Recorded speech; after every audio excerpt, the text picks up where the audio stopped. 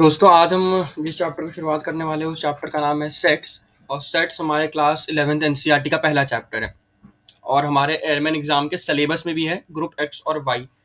Group x में जिसमें maths हमारे पास आता है, तो ये काफ़ी इंपॉर्टेंट चैप्टर भी है क्योंकि इससे देखा गया कि काफ़ी ईजी लगता है देखने में चैप्टर, लेकिन क्वेश्चंस काफ़ी अच्छे आ जाते हैं इस चैप्टर से। और इसलिए ज़रूरी है कि आप इस चैप्टर में मास्टरी करें, इस चैप्टर को हल्के में ना लें। तो आज लेक्चर 1 आपके सामने सेट्स के स्टार्ट कर रहे हैं हम लोग। तो सबसे पहले डेफिनेशन ऑफ सेट्स। सेट्स होता क्या है? तो सेट बेसिकली एक well defined collection of objects होता है। सेट्स एक वेल डिफाइंड कलेक्शन यानी कि उसको ढंग से डिफिनेशन हो, यानी कि अगर हम किसी भी चीज की कलेक्शन को सेट्स नहीं कह सकते। जैसे अगर हम कहें कि collection of top 5 greatest batsman in cricket, तो ऑब्वियसली वेल डिफाइंड नहीं है क्योंकि सारे लोगों के अलग अलग चॉइसेस हैं कि टॉप 5 बैट्समैन कौन है, और ऐसा कोई फिक्स रेटिंग भी नहीं है जिसके बेसिस पे हम कह सकें। जैसे कुछ स्पोर्ट्स होते हैं जैसे चेस, जिसमें रेटिंग आपका डिसाइडेड होता है कि आपके पास ये रेटिंग होगा जिसमें उस स्पोर्ट्स पर्सन की कैपेबिलिटी के बारे में पता चलेगा, लेकिन ऐसा कोई रेटिंग वगैरह नहीं एग्जिस्ट करता क्रिकेट में। तो हम कोई डेफिनेशन वाइज कह नहीं सकते कि वेल डिफाइंड ग्रुप है।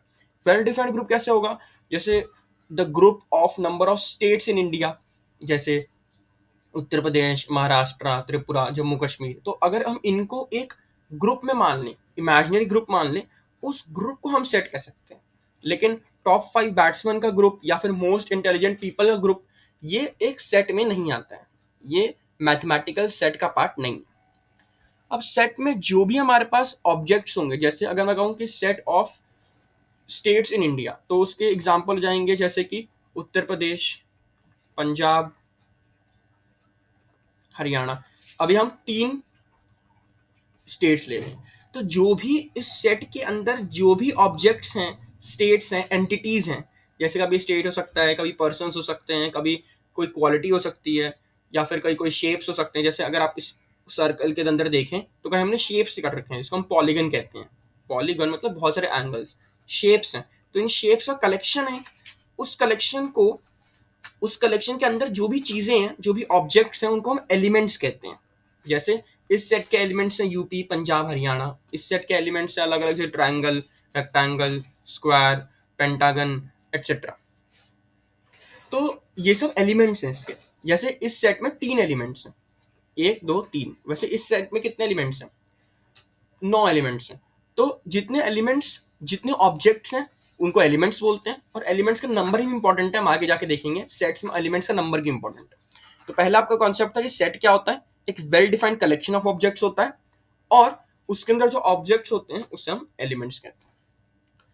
अब नेक्स्ट पॉइंट है, ये कह रहा है a set is usually represented by capital letter. जब भी हम सेट को डिनोट करते हैं, जैसे मैं अगर इस सेट को डिनोट करूं तो कैपिटल लेटर से यूजुअली, हर बार जरूरी नहीं है, एक्सेप्शंस आ सकते हैं, लेकिन अगर आप जनरल सेंस में इसको लिख रहे हैं तो आप जनरली इसको कैपिटल लेटर में लिखेंगे। जैसे ए, हमने सेट को ए डिफाइन कर दिया, इस सेट को हमने, इसमें पॉलीगन्स हैं, उस सेट को हमने बी डिफाइन कर दिया, एंड सो ऑन। तो उसको कैपिटल लेटर में, हम चाहें तो उसको स्मॉल लेटर में भी लिख सकते हैं, लेकिन जनरली कैपिटल लेटर एक्सेप्टेबल होता है, यूज होता है मैथमेटिकल लैंग्वेज।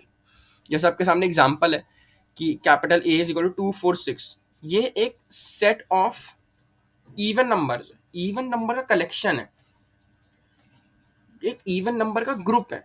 तो 2 4 6 इवन नंबर का एक समूह है, एक कलेक्शन है। उस कलेक्शन में ये जो 2 4 6 है, यहाँ जो ये ऑब्जेक्ट्स हैं, जो चीजें हैं, ये 3 चीजें, इनको हम एलिमेंट्स बोलेंगे। और ए में कितने एलिमेंट्स हैं? 3 एलिमेंट्स। अब जब हम ग्रुप लिखते हैं तो उसमें कुछ रूल्स होते हैं लिखने के। रूल्स क्या है कि the elements that are written in the set can be in any order. जैसे अगर मैं लिखूं ए इक्वल टू 2 4 6, तो वो भी सही है, और ए इक्वल टू 4 6 2, ये भी सही है। दोनों सेम चीजें लिखी हुई हैं, दोनों को हम एक ही चीज मानेंगे, दोनों में कोई डिफरेंस नहीं है और दोनों ही सही है, कोई गलत नहीं है। जैसे आप देखिए किसी ग्रुप में हम कभी ऑर्डर नहीं देखते, जैसे ये ग्रुप है, हमने इसको एक साथ रख दिया। अब हम ये नहीं देख रहे कि स्क्वायर ऊपर है या नीचे है। अगर ट्रायंगल स्क्वायर के ऊपर होगा तब भी ग्रुप तो ग्रुप ही रहेगा। हम ये नहीं देख रहे कि कौन किसके ऊपर है, कौन किस जगह पे है। हम ऑर्डर नहीं देख रहे हैं ग्रुप में, कौन आगे कौन पीछे। ग्रुप में क्या चीजें हैं और कितनी चीजें हैं, उसी चीज पे हम फोकस कर रहे हैं। और एक और चीज, group elements that are written set can be any order but can not be repeated. उसे हम रिपीट नहीं कर सकते। जैसे हम ये नहीं सकते कि ए इक्वल टू, अगर सेट ऑफ इवन नंबर्स की बात करें, 2 2 4 4 6 6, नहीं। एक कलेक्शन के अंदर अगर हम चीजों को मेंशन कर रहे हैं तो एक चीज को एक ही बार मेंशन करेंगे। इससे ही पता चल जाता है कि वो उस ग्रुप के अंदर है, उसे बार बार मेंशन करना अलाउड नहीं है सेट के नोटेशन। ठीक है, सेट के नोटेशन को हम अभी डिटेल में अभी पढ़ते हैं, पहले और चीजों पर फोकस कर लेते हैं। जैसे यहाँ इवन नंबर का एग्जांपल दिया, वैसे हम प्राइम नंबर का एग्जांपल, जैसे हमने पी लिखा, P is a set of prime number 2 3 5 7। तो हमने प्राइम नंबर्स और भी आएंगे, हम जितना चाहें उतना कलेक्शन लिख सकते हैं। ऑब्वियसली ये इनफाइनाइट सेट होगा, तो 2 3 5 7 11 सो ऑन, तो एक इनफाइनाइट सेट होगा। लेकिन अभी हमने इसको इतना ही डिनोट किया, अभी हमने इसको आगे नहीं किया। कैसे हम डिनोट करते हैं किसी भी ग्रुप को, वो हम अभी आप पढ़ेंगे। पहले हम इसमें देख लेते हैं कि सेट को हमने कैपिटल लेटर से ऐसे बोला था, और वेल डिफाइंड भी है। प्राइम नंबर की डेफिनेशन है, इवन नंबर की डेफिनेशन है, तो मैथमेटिकली वेल डिफाइंड भी है। और उसके एलिमेंट्स भी हम देख पा रहे हैं, कितने एलिमेंट्स हमने मेंशन किए हैं। 3 एलिमेंट्स मेंशन किए हैं, वैसे इन्फाइनाइट एलिमेंट्स होते हैं। 4 एलिमेंट मेंशन किए हैं, वैसे इन्फाइनाइट एलिमेंट्स होते हैं। ओके, तो ये हमने देख लिया पॉइंट।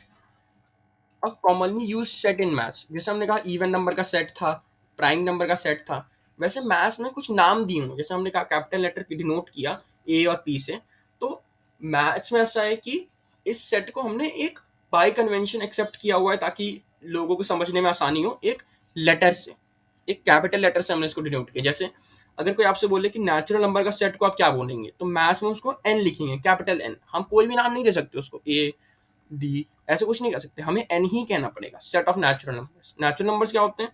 काउंटिंग नंबर्स, 1 2 3 4, ये सब नंबर्स नेचुरल नंबर्स के अंदर एग्जिस्ट करते हैं। ऐसी Z set of integers, integers क्या होते हैं?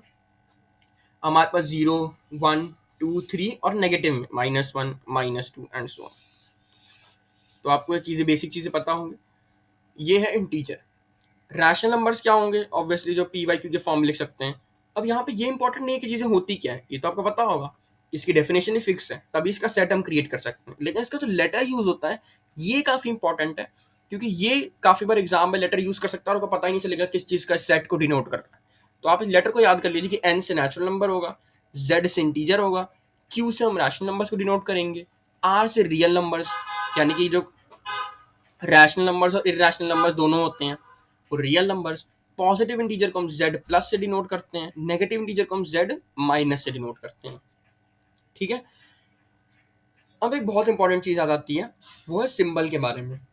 सेट में हम एक सिंबल यूज करते हैं, सेट में काफी सिंबल यूज करते हैं। अभी हम जो सिंबल इंट्रोड्यूस कर रहे हैं वो कर रहे हैं ई जैसा दिखने वाला सिंबल।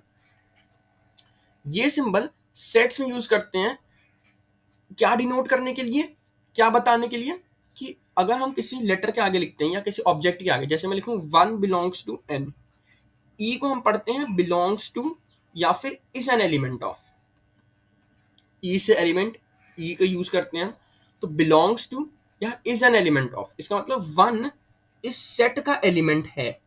इसका ये मतलब, जैसे अगर मैं पूछूं क्या 3 प्राइम नंबर के सेट का एलिमेंट है, तो आप कहेंगे यस। क्या 4 प्राइम नंबर का सेट का एलिमेंट है, तो इसका आंसर है नो। तो इसलिए ई के आगे क्रॉस लगा देंगे, ये डिनोट करने के लिए, ये बताने के लिए कि 4 इस सेट का, जो पी वाला सेट है जिसके एलिमेंट्स हैं 2 3 5 7 11, उस सेट का ये हिस्सा नहीं है। तो इसलिए इसको दिखाएंगे ई पे क्रॉस। अगर सिंपल ये लिखा है, यानी कि 1 नेचुरल नंबर्स के सेट का हिस्सा है। चलिए, अब रिप्रेजेंटेशन ऑफ सेट, सेट को लिखते कैसे? हमने कह दिया कलेक्शन, अब उस कलेक्शन को लिखा कैसे जाए? मैथ्स में इसको दो तरीके से लिखा जाता है, एक रोस्टर फॉर्म में, एक सेट बिल्डर फॉर्म में। रोस्टर फॉर्म मतलब अभी तक हम जैसे लिख के आए थे।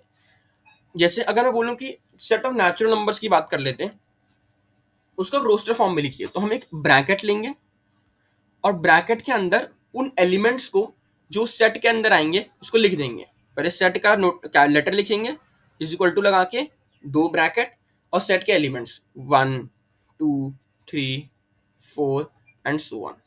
हम ऑब्वियसली नेचुरल नंबर्स इनफाइनाइट होते हैं, अनगिनत होते हैं, तो उनको हम एक लिख तो सकते नहीं कभी भी पूरा, तो हम डॉट डॉट डॉट डॉट लगा देते हैं और ब्रैकेट के अंदर इसको डाल देते हैं। जैसे अगर आपसे पूछूं कि इंटीजर्स, इसको हम जेड कहते हैं, उसका आप कैसे लिखेंगे, तो आप लिखेंगे dot dot dot dot -2 -1 0 1 2 dot dot dot, और इसको ब्रैकेट के अंदर, ब्रैकेट बहुत इंपॉर्टेंट है, और डॉट नोटेट करते हैं कि कंटिन्यू होते जा रहा है ये सीरीज। अब रोस्टर फॉर्म इसी फॉर्म को कहते हैं। ये भी मैथ्स में यूज होता है बहुत बार सेट को डिनोट करने के लिए। दूसरा फॉर्म भी होता है जो सेट को डिनोट करने के लिए यूज होता है, उसे हम कहते हैं set builder form. Set builder form कैसे बनेगा?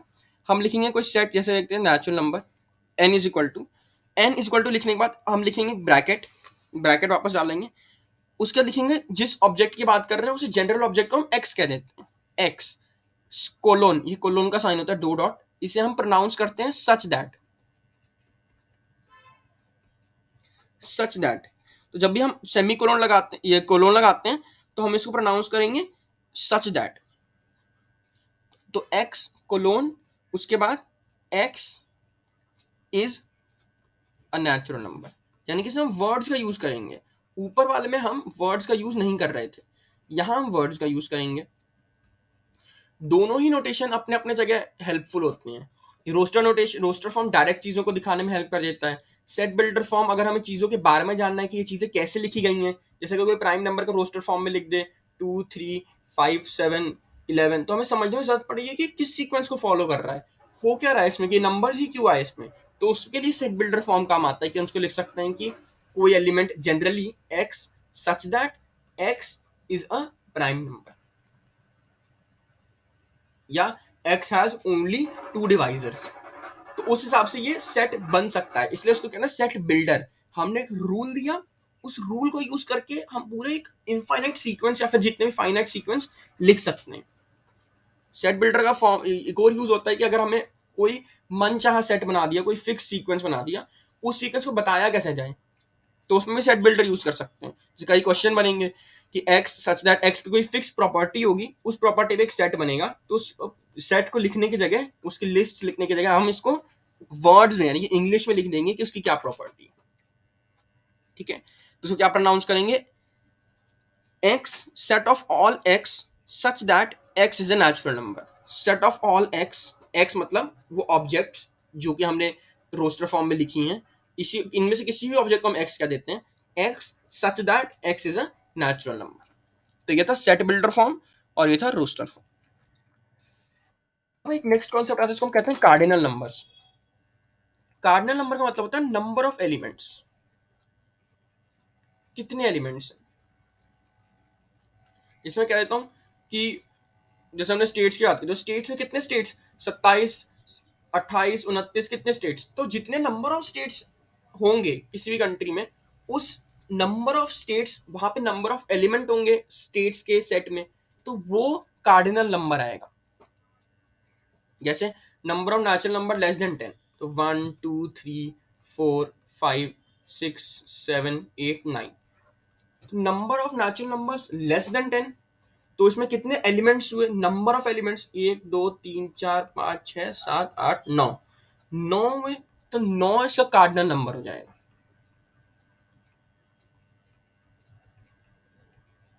ठीक है, तो कार्डिनल नंबर क्या होता है ये जानने की जरूरत थी आपको।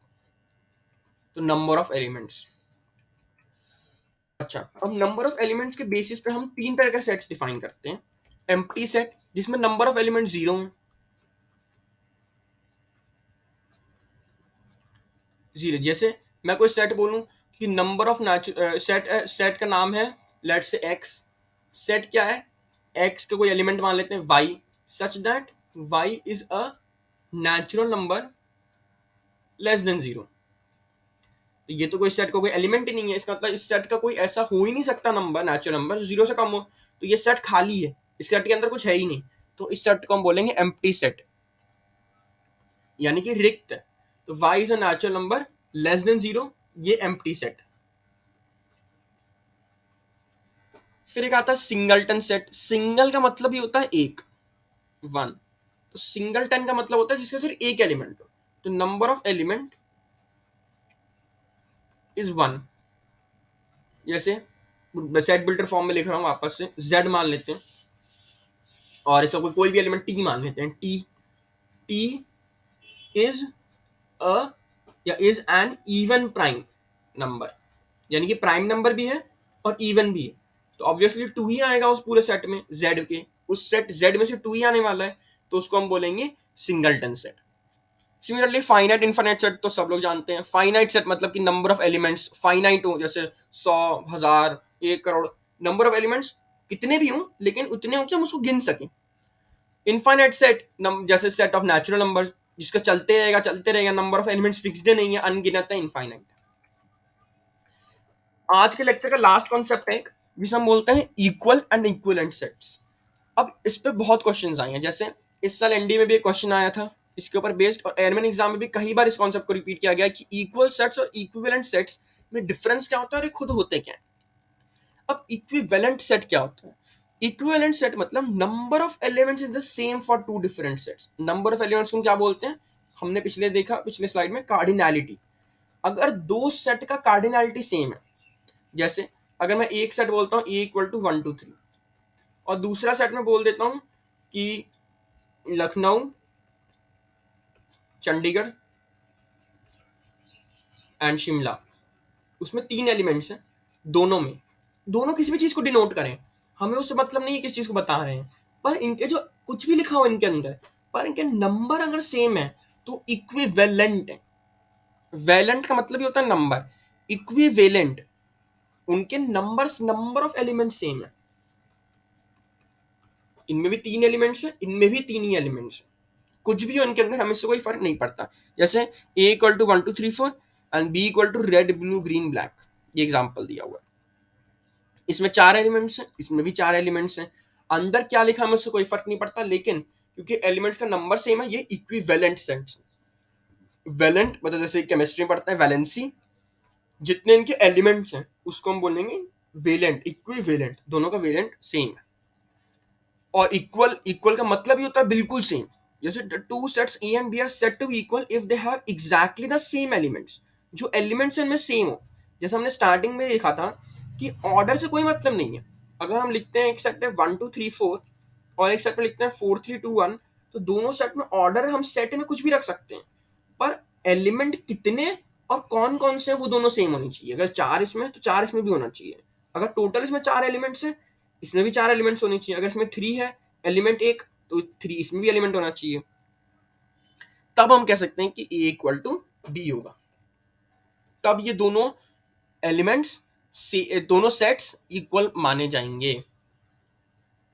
ये बात आपको ध्यान में रखनी है, इससे बहुत क्वेश्चंस आते हैं, इसलिए कॉन्सेप्ट को देख लीजिए, जो पॉइंट्स लिखे हैं उसको नोट कर लीजिए और एग्जांपल्स भी नोट कर लीजिए, बहुत आपके लिए हेल्पफुल होगा।